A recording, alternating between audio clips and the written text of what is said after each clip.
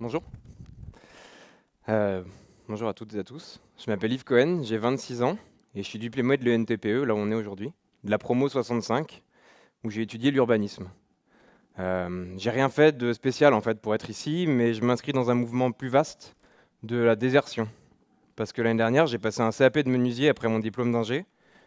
Et les déserteurs, c'est ces gens-là qui souvent partent vers des métiers plus manuels alors qu'ils ont un diplôme d'ingé, de commerce ou qui sortent d'HEC ou Sciences Po par exemple et qui partent pour des convictions politiques, souvent en lien avec la crise climatique. Et il y a eu plein de discours ces dernières années, justement, pendant des remises de diplômes, pour inviter à questionner notre société et le système dans lequel on est, et notre rôle et notre position là-dedans. Et j'ai l'impression que, personnellement, j'ai l'impression, oui, d'être une plutôt bonne illustration de ça. Parce que je suis un mec blanc, issu d'une famille où faire un bac plus 5, c'est complètement banal, et j'ai jamais eu vraiment de gros problèmes dans ma vie. Et aujourd'hui, avec ce diplôme d'ingé, c'est un peu comme avoir le ticket d'or dans Charlie la chocolaterie. Tu le choisis pas, mais ça aide quand même pas mal. Et tous ces privilèges-là, au total, je les ai pas choisis. Et mon diplôme, je l'ai parce que je me suis laissé porter par ce principe-là de la reproduction sociale. Et la question que je me pose aujourd'hui, entre autres, c'est qu'est-ce que je fais de tout ça? Et qu'est-ce qu'on fait de tout ça? Parce que je suis pas le seul, en fait, et qu'on est plusieurs dans ce cas-là. Et je sais qu'être aujourd'hui devant vous pour en discuter et remettre en question tout ça, c'est déjà un privilège en soi. Et donc quand l'organisation m'a contacté pour ce TEDx-là, je me suis dit au début pourquoi pas, même si j'ai pas grand-chose à apporter. Et ça a évité que mes potes d'ingé me demandent ce que je fous au chômage pendant 6 mois. Et je me suis dit qu'au moins l'exercice pouvait être intéressant et que ça me permettait de provoquer des discussions avec des amis. Et ce fut le cas.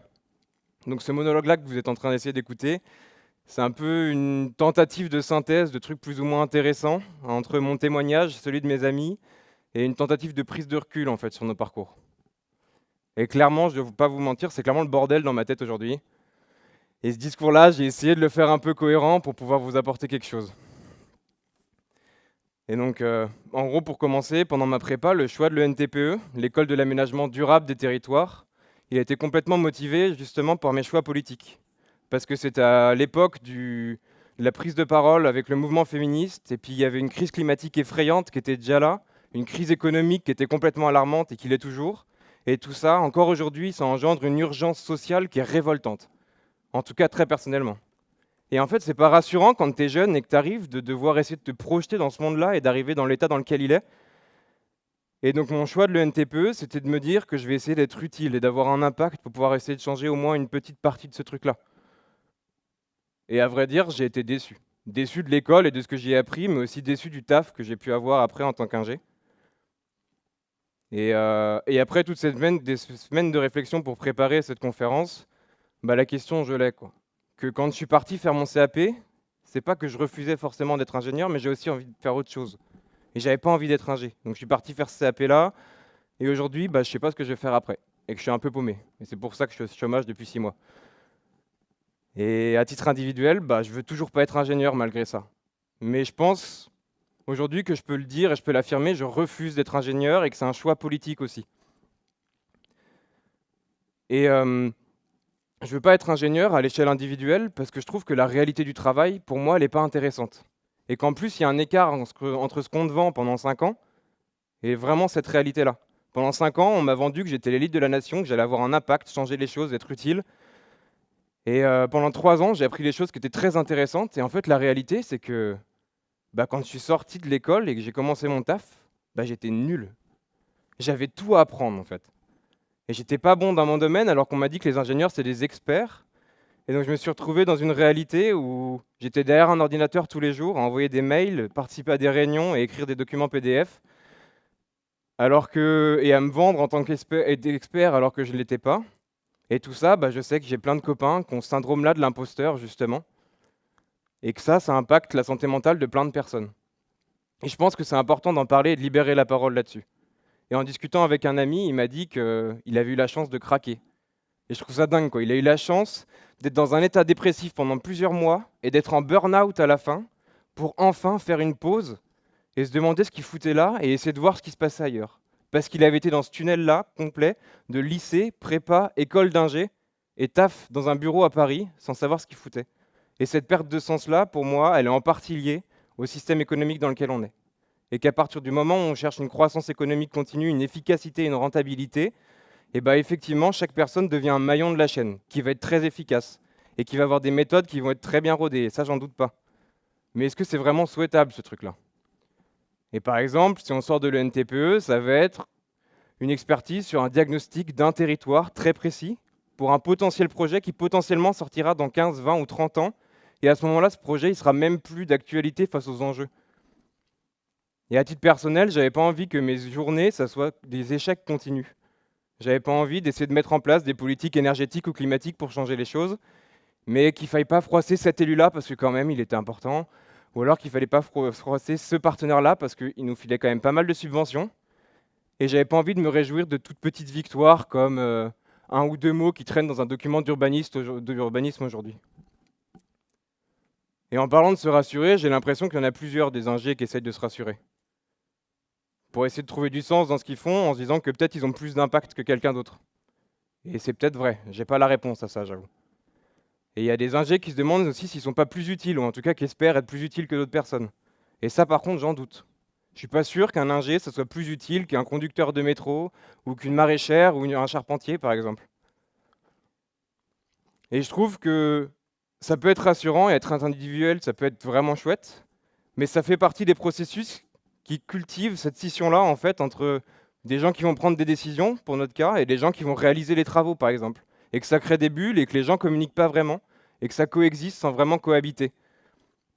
Et c'est pour ça que je peux le dire que je refuse d'être ingénieur, parce que j'ai pas envie de faire partie de ce monde-là. Et, euh, et d'un point de vue climatique, je doute que les ingés arrivent à trouver des solutions pour qu'on puisse s'être adapté à tout ça. Voire même, j'y crois pas. Et vu que je doute, bah, je m'écarte de ce monde-là. Et Clément Chouane, du coup, qui est diplômé de Centrale Nantes, pendant sa remise de diplôme en 2018, donc il y a quasi 6 ans, il disait déjà ça à ce moment-là.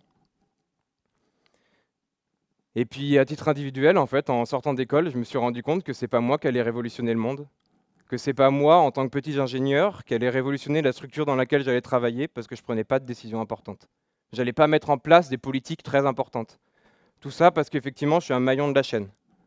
Et que aujourd'hui, ça m'a amené à avoir un avis très tranché sur ces grosses entreprises.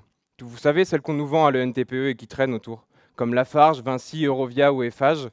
Et pour moi, celles-ci, elles seront jamais à la hauteur des enjeux climatiques et sociaux actuels, voire même ceux qui seront à venir. Et à titre personnel, de mon expérience, je crois peu à la fonction publique aussi. Parce que dans mon travail, je me suis retrouvé à travailler pour l'agglomération de Besançon, qui est une mairie écolo, donc ça peut être chouette. Mais il fallait que je leur explique comment faire pour mieux artificialiser 30 hectares de zones agricoles pour pouvoir doubler la surface des zones d'activité de l'agglomération. Et j'ai pas envie de faire partie de ce jeu-là, quoi. J'ai pas envie de donner ces conseils-là pour leur donner bonne conscience et participer à un pseudo-verdissement de leur politique publique. Et il y a un autre côté, en dehors de tout le côté écologie. C'est la vision de l'ingénieur de la société, comment la société voit cet ingénieur-là, en fait. Comment on nous voit. Et je trouve que c'est socialement bizarre. Parce qu'à partir du moment où je discute avec des gens qui ne sont pas ingés, et que dans la conversation, ça arrive sur le fait que j'ai été étudiant en ingé, ou alors que j'ai un diplôme d'ingénieur, à ce moment-là, je fais partie d'un autre monde, quoi. Je suis plus accessible, je suis quelqu'un d'autre. Et donc, il y a cette vision-là de l'ingé par la société, et de l'autre côté, j'ai des potes qui ont ce syndrome-là de l'imposteur, et tu traînes avec des ingés qui, pour pas perdre la face, s'inventent experts alors qu'ils n'ont même pas la réponse.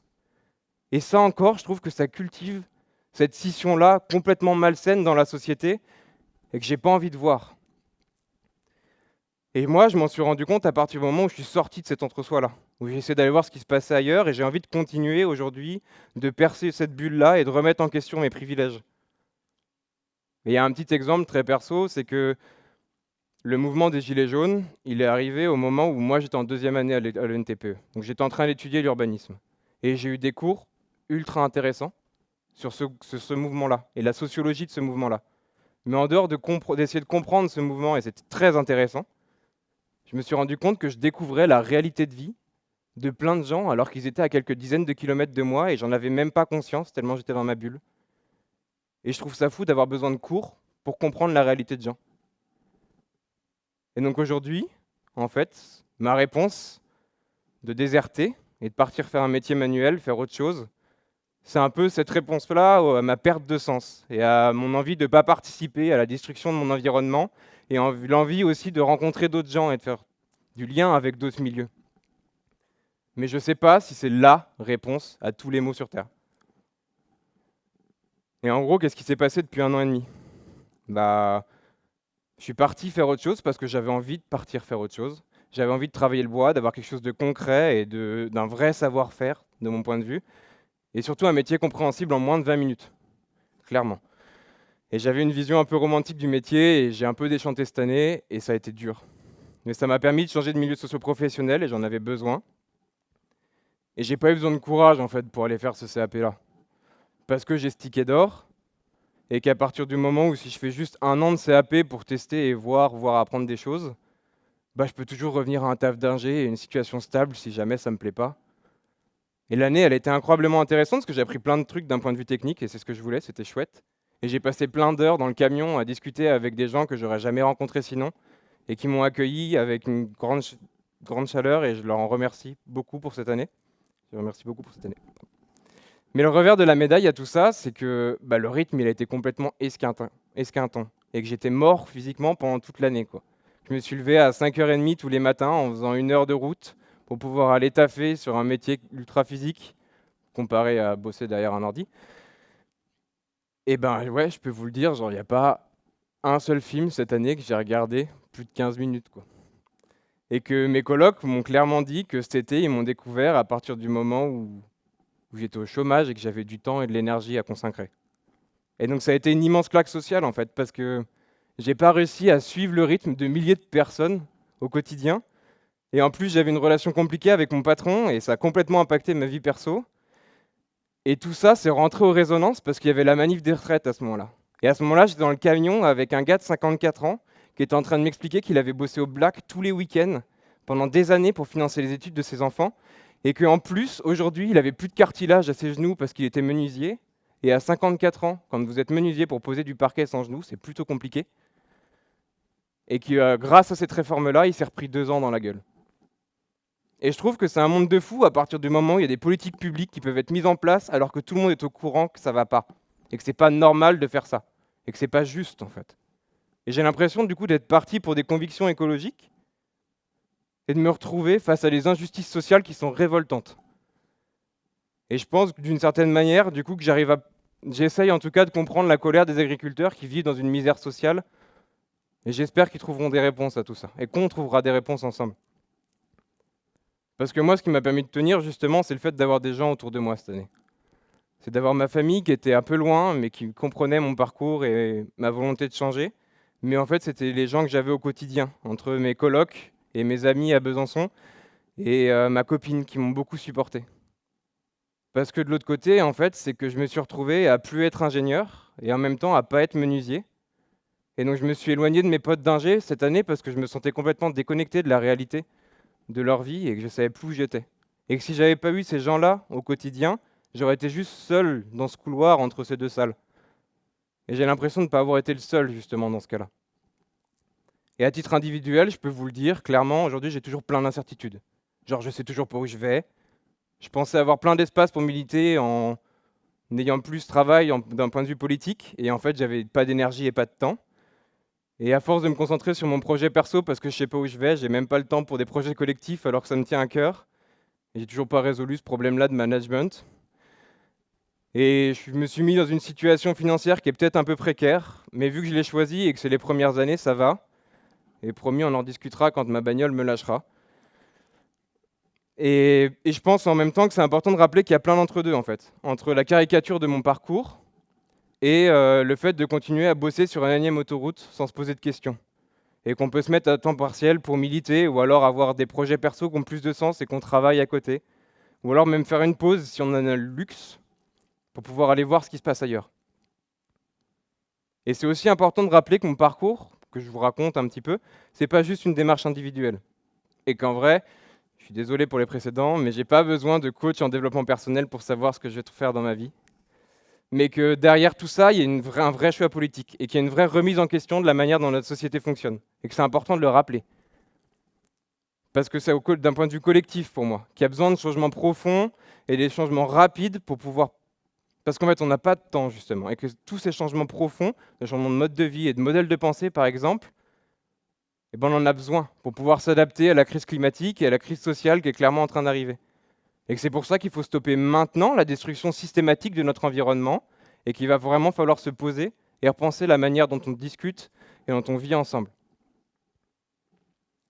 Et de l'autre côté, je ne pense pas que du coup, il y aura des réponses qui seront suffisantes et dans les temps, qui viendront des politiques ou des entreprises. Et pour moi, en fait, ça vient des gens là.